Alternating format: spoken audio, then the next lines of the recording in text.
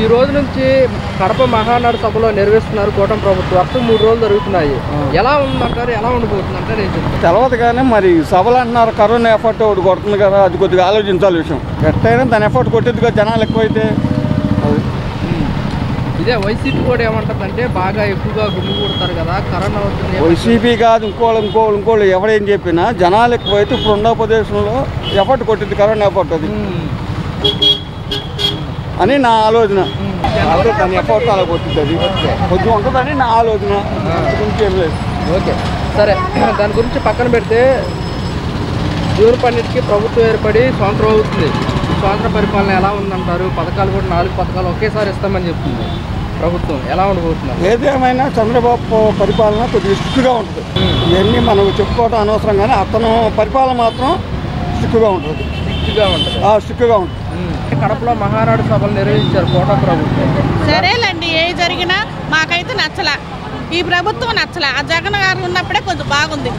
అది మళ్ళీ జగన్మోహన్ రెడ్డి ఈసారి వస్తామని చెప్తున్నారు. వస్తే మంచిదేనండి. ఆయన వస్తే కొంచెం ఏదైనా తగ్గుతుందిగా. ఇప్పుడు ఏం తగ్గలేదుగా. ఇప్పుడు ఈయన వచ్చాడు, ఏం తగ్గించాడు? ఏమీ తగ్గించలేదు కదా. ఆయన వస్తే తగ్గుతామని చూస్తున్నాం, ఎదురు చూస్తున్నాం. ఆయన కోసం చూస్తున్నాం మేము. అది ఇంకా మరి 4 సంవత్సరాలు ఉంది కదా, రానియండి. అప్పుడు దాకా కళ్ళు చూస్తూ ఉంటాం, ఎదురు చూస్తుంటాం. ఆయన కోసమే ఎదురు చూస్తాం మేము.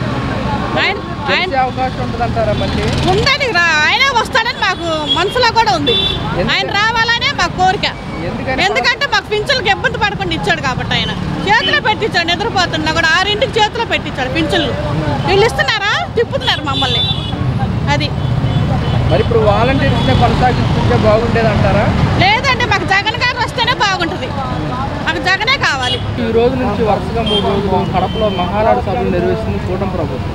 ఎలా ఉండబోతుంది అంటారు, ఏం చెప్తారు? సో నాకు తెలిసి జరిగిన ఘోరాలు అండ్ జరిగిన ఇప్పుడు ఎందుకు ఇవ్వట్లేదు పథకాలు అండ్ సేఫ్టీ గురించి చెప్తారని నా ఫీల్. అండ్ బాగా చేస్తామని చెప్తారని.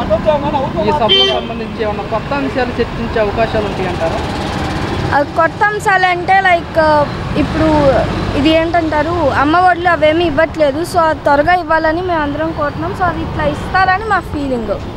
ఇస్తామని చెప్తారని. ఓకే, రాష్ట్ర అభివృద్ధికి సంబంధించి కానివ్వండి, పలు కార్యక్రమాలకు సంబంధించి కానివ్వండి చెప్పే అవకాశం చెప్తారు. ఇప్పుడు అమరావతి అనేది పునఃప్రారంభం అవుతుంది కదా, సో దాని గురించి మాట్లాడతారు అనుకుంటున్నాను. మొన్న మోడీ గారు కూడా అమరావతి రావడం జరిగింది. పలు అభివృద్ధి కార్యక్రమాలకు శంకుస్థాపన కూడా చేయడం జరిగింది.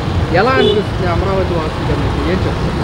సో అమరావతి అనేది మనకు కూడా ఒక క్యాపిటల్ అనేది మళ్ళీ ఫామ్ అవుతుంది అని హ్యాపీగా ఫీల్ అవుతున్నాను. సో ఫామ్ అవుతుందని అనుకుంటున్నాను. అమరావతి కనుక మనకు కనుక పూర్తయితే యువతకు కానివ్వండి, ప్రజలకు కానివ్వండి ఎలా ఉండబోతుంది? సో అప్పుడు మనకు మంచి మంచి ఆపర్చునిటీస్ అనేది వస్తాయి. సో ఏంటంటే లైఫ్ అనేది ఈజీగా ఉంటుంది అనేసి మేము అందరం అనుకుంటున్నాం. సార్ సీఎం గారు కూడా అదే అంటారు, అమరావతి పూర్తి చేసి తెలుగుదేశం ప్రజలకు అంకితం చేస్తామంటారు. మీకు ఎలా అనిపిస్తుంది? బయట ఉద్యోగాలు కాకుండా మనం ఎక్కడ ఉద్యోగాలు చేసుకోవచ్చు? ఇక్కడ ఉద్యోగాలు చేసుకోవడం వల్ల మనం ఏంటంటే బయట ఎటు సిటీస్ కానీ కంట్రీస్కి వెళ్ళే ఛాన్సెస్ అనేది తగ్గుతుంది.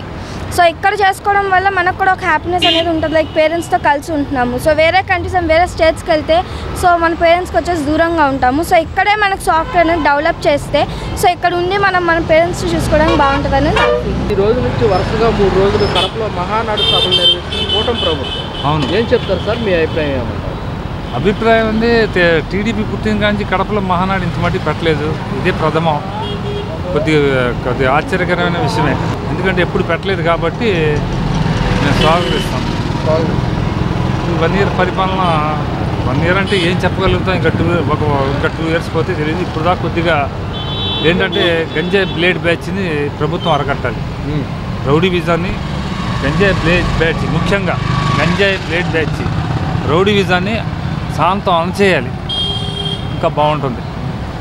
పోలీసు వ్యవస్థ గత ప్రభుత్వం కన్నా ఇప్పుడు కొద్దిగా మెరుగ్గా ఉంది. కార్పొరేషన్ కూడా మెరుగ్గా పనిచేస్తుంది. మా ఏరియాలో వాటర్ సప్లై ఇదివరకు వచ్చేది కదా సరిగా, ఇప్పుడు వాటర్ సప్లై బాగానే వస్తుందండి. గతంలో వచ్చేది కాదు. గతంలో అసలు ఒక టైం లేదు. వెళ్ళి ఆ పంప్ హౌస్లో సమాధానం అడిగినా ఆడు రెక్లెస్గా సమాధానం చెప్పాడు. ఇప్పుడు టైం టు టైం కరెక్ట్గానే వదులుతున్నాడు. శుభ్రత బాగానే ఉంది. రోడ్లు కొద్దిగా బాగానే పడ్డాయి. వైఎస్ఆర్ కాలనీ రోడ్డు అన్ని గతులతో నిండిపోయినాయి. రోడ్లు బెటర్. సార్ ఇప్పుడు ఈ సభలకు సంబంధించి కూడా రాష్ట్ర అభివృద్ధి పనులు ఏమైనా చర్చించే అంశాలు ఏమైనా ఉంటాయి? సభలే ఉందండి. 30 ఎన్టీఆర్ పెట్టిన కానీ సభలు జరుగుతూనే ఉన్నాయి. జనానికి కావాల్సింది అభివృద్ధి కావాలి. సంక్షేమం ఎక్కువ ఇస్తే అభివృద్ధి జరగదు. సంక్షేమం ప్రజలు అడగల, అది మీరంతటా మీరే దాన్ని ఫోకస్ చేశారు. ఏంటి వృద్ధాప్యం పెన్షన్ అంటే రీజనే ఏంటి, తెల్ల రేషన్ కార్డు ఉన్నోళ్ళకి 3 బిల్డింగ్లు ఉన్నాయి. మరి అది సర్వే కరెక్ట్గా చేయాలి. తెల్ల రేషన్ ఉన్నోళ్ళకి 3-4 బిల్డింగ్లు ఉన్నాయి. ఆ వెరిఫికేషన్ సరి చేయాలి, దాన్ని అరకట్టాలి. అన్నట్టు ఈ దొంగ బియ్యం రవాణా అవుతుంది డిపో నుంచి, అది కూడా అరకట్టాలి. ఈ ప్రభుత్వంలో మాకు పేదవాళ్ళకు ఒరిగింది ఏమీ లేదు. ఉన్న వాళ్ళకు చూసుకుంటారు అంతే. అయాల ప్రభుత్వం ఉందంటే అందరూ చూశారు. ఇవాళ ఎవరిని చూస్తున్నారు ఏంటి? ఇప్పుడు ఎన్నాలైందని ప్రభుత్వం వచ్చి సంవత్సరం అయిపోయిందిగా, దాడిపోయింది. కనీసం ఇదిగో ఇది మేము చేసామని చెప్పండి, చెప్పగలిగితే ధైర్యం ఉండాలి.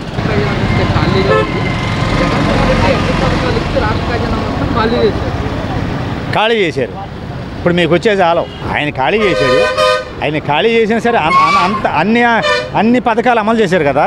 ఖాళీ చేసిన మాట వాస్తవమే, సరే కాదను, కానీ అన్నీ అమలు చేశారుగా. మరి మీరు కూడా ఖాళీ చేయండి, సరే మీకు రావటం లేదా? ఆర్థికంగా పుంజుకోవడమే పాటికి 4 సంవత్సరాలు దాటిపోద్ది సార్. వీళ్ళ తెలుగుదేశం ప్రభుత్వంలో చంద్రబాబు గారి హయాంలో ఎవరికి ఒరిగింది ఏమీ లేదు, పెద్దవాళ్ళకి తప్పితే. ఆయన మామూలు ప్రభుత్వాన్ని పడగొట్టాడు, తర్వాత ఈయన ప్రభుత్వాన్ని పడగొడతారు అంతే. ఆయనకి కుట్రాలు చేయటం మాత్రం బాగా తెలుసు. కుట్రాలు చేయటం, మనుషుల్ని పక్క తప్పియటం చాలా అలవాటు. ఆ టైపులోనే వాడుకుంటారు జనాల్ని.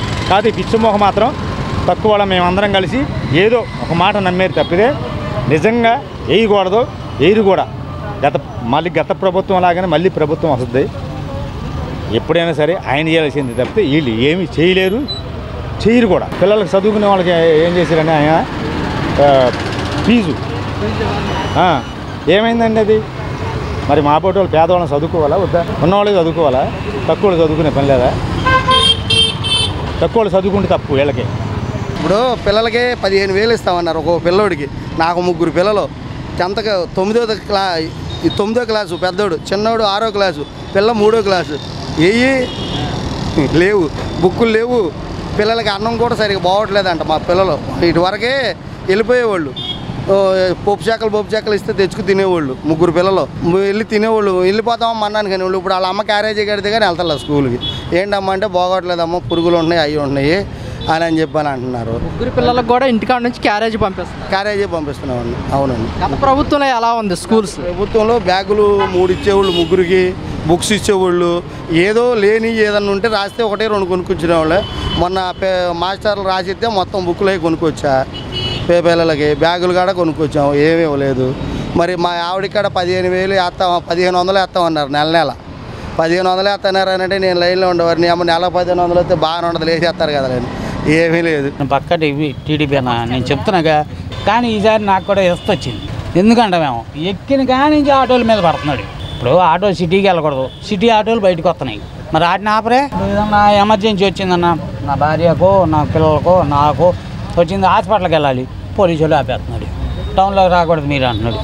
మరి ఏంటి అది పరిస్థితి? అయితే గత ప్రభుత్వంలో వాహన మిత్ర అని జగన్మోహన్ రెడ్డి గారు ఆటో వాళ్ళకి 10,000 వేశారు. ఈ ప్రభుత్వంలో లేదు కదా. మరి లేదు, లేకపోయినా మేము బాధపడతలే. దానికి తిరగకూడదు అనేది, ఆపటం అనేది మాత్రం ఇది చాలా దారుణం. ఇప్పుడు 60 కిలోమీటర్ల పర్మిట్ ఇచ్చింది గవర్నమెంటే. ఇవాళ తిరగకూడదని ఆపితే మరి ఎక్కడ తిరగం మేము? 60 కిలోమీటర్లు ఇటు బొమ్మంటారు, ఇటు రావాలిగా.